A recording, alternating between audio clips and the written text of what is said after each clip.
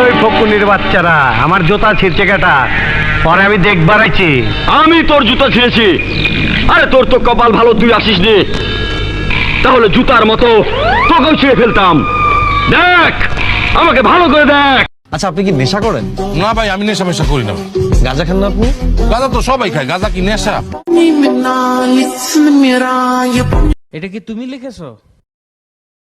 যে না, আমি তো লেখাপড়াই জানি না, গাঞ্জা খাই কুল পাই না, লেখাপড়া করবো কোন সময়?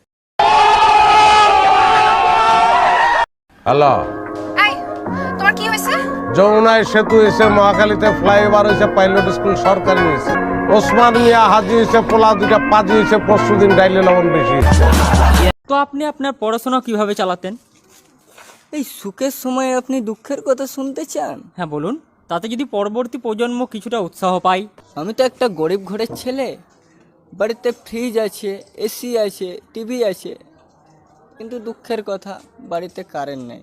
মা, তাহলে আপনি পড়াশোনা কিভাবে করতেন? আর বলবেন না, রাত্রে পাশের বাড়ির ক্লাবের ছেলেগুলো বিড়ি খেত, সেই বিড়ির আলোতে পড়াশোনা করতাম।